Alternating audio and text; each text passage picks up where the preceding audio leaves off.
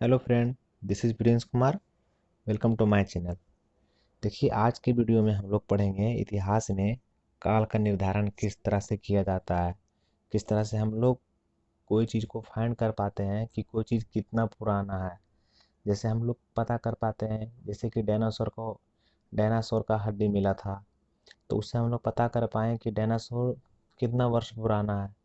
तो उसी प्रकार से ये काल निर्धारण किस तरह से निकाला जाता है, इससे भी सवाल आता है। चलिए पढ़ते हैं इसको भी। देखिए, इसमें पहला मेथड है निर्धारण करने का, वो है कार्बन डेटिंग। पहला मेथड है और ये बहुत ही ज़्यादा इम्पोर्टेंट है कार्बन डेटिंग। एग्ज़ाम में तो लगता है हर एग्ज़ाम में पूछ ही देता है कार्बन डेटिंग। कार्बन डेटिंग यानी कि इसको हम C14 विधि भी कहते हैं। सी माने कार्बन, 14। तो क्या होता है कि कोई भी जीव रहता है, उसमें दो प्रकार का कार्बन पाया जाता है। एक होता है C12 और एक होता है C14।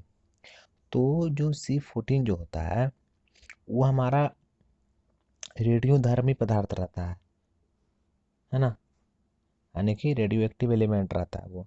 तो वो रहता है, तो जो C14 रहता है उसका डिके होता है, उसका क्षय होता है C14 का। और जब कोई भी जीव जिंदा रहता है तो C12 और C14 दोनों में बराबर मात्रा में रहता है, दोनों के बराबर मात्रा में रहता है।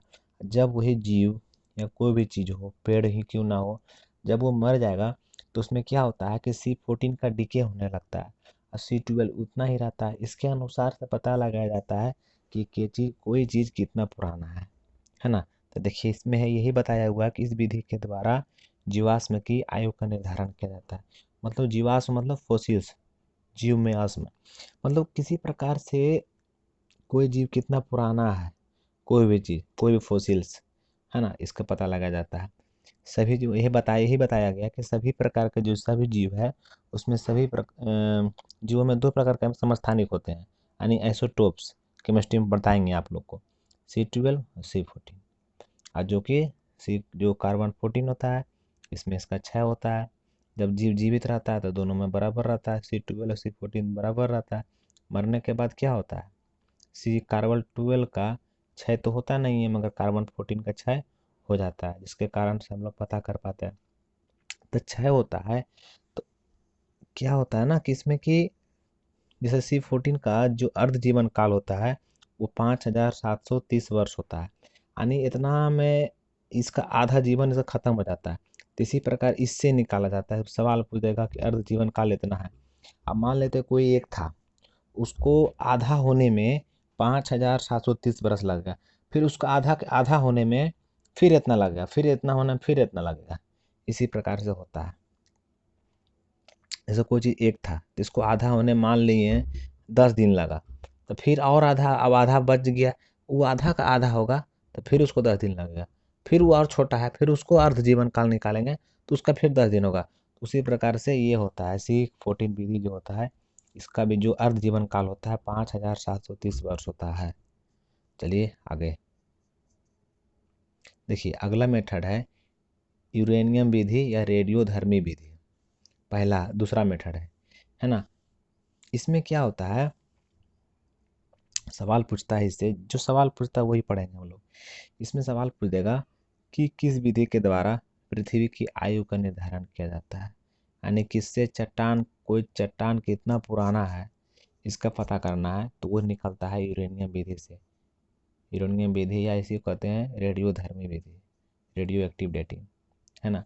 तो इसी के द्वारा जो होता है हमारा पता चल गया है ना। कोई चीज़ पत्थर होता है उसमें देखा जाता है कि यूरेनियम जो है हमारा, है ना, उसमें देखा जाता है उसमें कि कितना ये बचा हुआ, कितना क्षय हुआ है, कितना क्या है, इसके आधार पर पता लगाया जाता है। तो इसमें इम्पोर्टेंट है ये, इसमें सवाल पूछ सकता है, ये चीज़ पूछ सकता है कि पृथ्वी का आयु का निर्धारण किस विधि के द्वारा किया जाता है, तो किया जाता है यूरेनियम विधि के द्वारा। तो इसी से पता लगाया गया है कि पृथ्वी का जो आयु है वो 4 अरब 60 करोड़ वर्ष है, यानी कि 4.5 अरब वर्ष, है ना। समझते हैं आप लोग, 4.5 अरब वर्ष। चलिए आगे देखते हैं। देखिए अगला है पोटेशियम आर्गन विधि, है ना। तो हम लोग भी जानते हैं कि पोटेशियम आर्गन विधि है पोटेशियम। इसी पोटेशियम को हम लोग के से बोलते हैं, डिनोट करते हैं K40 डेटिंग कहते हैं इसको, पोटेशियम आर्गन डेटिंग। तो इसमें क्या होता है कि हमारा जो पोटेशियम 40 है ये भी एक रेडियो एक्टिव एलिमेंट है, ये भी है, तो इसका भी क्षय होगा। तो यही देखा जाता है कि जैसे कि यहाँ नाम है कि पोटेशियम और उसके बाद है, देखो यार, पोटेशियम आर्गन डेटिंग, यहाँ पर भी लिखा हुआ पोटेशियम आर्गन विधि। तो मतलब पोटेशियम से आर्गन में कितना बदला, पोटेशियम से आर्गन में कितना बदला, इसके आधार पर पता लगाया जाता है कि कोई चीज़ कितना पुराना है। जितना बदल गया उसके आधार पर लगता है चलो ये चीज़ इतना पुराना जाता है, ये चीज़ इतना पुराना है, कितना पोटेशियम से कितना आर्गन में कन्वर्ट हुआ है ना, इससे। तो इससे भी हमारा चट्टान की आयु निकाला जाता है पोटेशियम आर्गन विधि से। तो चट्टान का आयु निकालने का दो तरीका, एक हम लोग उधर पढ़े, एक उधर पढ़े हम लोग की यूरेनियम विधि जिससे पृथ्वी का आयु निकला था, और एक पढ़े हम लोग पोटेशियम आर्गन विधि। अब आगे देखते हैं। देखिए तीसरा है हमारा, चौथा नंबर है वृक्ष वलय विधि। देखिए यानी जिसको हम लोग बोलते हैं डेंड्रोक्रोनोलॉजी, है ना। तो इसमें क्या होता है, जब पेड़ कटता है तो उसमें देखिएगा कि रिंग टाइप के बन जाता है। पेड़ जब कटता है जिसको कहता है कि हीरा है, बीच में हीरा जैसा लगता है, काला काला ब्राउन ब्राउन कलर के रहता है। तो उसमें जितना रिंग रहता है वो उतना पुराना होता है। कभी देखिएगा आप लोग, तो इसमें रिंग को देखकर पता लगा जाता है कि कोई पेड़ है, हमको पेड़ मिला कहीं पे, तो उससे पता लगाया जाएगा कि कितना पुराना है, उसका रिंग गिन के पता लगा लेंगे। तो इसको हम बोलते हैं डेंडोक्रोनोलॉजी। याद रखिएगा कि हम लोग जो निकालते हैं मैंने रिंग को गिन करके, पेड़ के जो रहता है काटने पर निकलता है, तो उसको क्या कहते हैं, उसको बोलते हैं डेंडोक्रोनोलॉजी, वृक्ष वलय पद्धति। अगला अगला है ऊष्मादीप्ति विधि। इसमें क्या होता है ना कि जैसे कि कोई पुराना बर्तन है, पक्की मिट्टी के बर्तन है, कोई ईंटा है, अब जैसे सिंधु घाटी सभ्यता का ईंट मिला था, तो उसको लोग पता लगाया होगा कि कैसे कितना पुराना ईंटा है, तो इसी विधि द्वारा ऊष्मादीप्ति विधि में निकाला होता है। इसमें क्या कहता है, इसमें क्या होता है ना, जो भी बर्तन का निकाल रहे हैं हम, मिट्टी का बर्तन है, किसी प्रकार का बर्तन है, पक्की मिट्टी का बर्तन है, ईंट का निकालना है आयु, तो उसको 500 डिग्री पर, है ना, इसको 500 डिग्री सेल्सियस पे इसको गर्म किया जाता है, ले करके 1200 डिग्री सेल्सियस तक। और जब इतना गर्म करता है ना तो इससे एक इलेक्ट्रॉन रे निकलता है। क्या निकलता है, इसे इलेक्ट्रॉन रे निकलता है।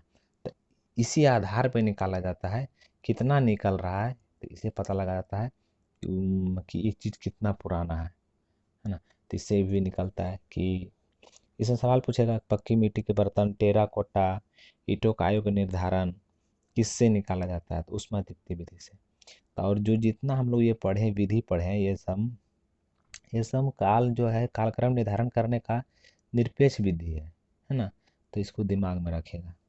तो चलिए ये वीडियो हमारा यहीं तक रहता है, मिलते हैं अगले वीडियो में। धन्यवाद।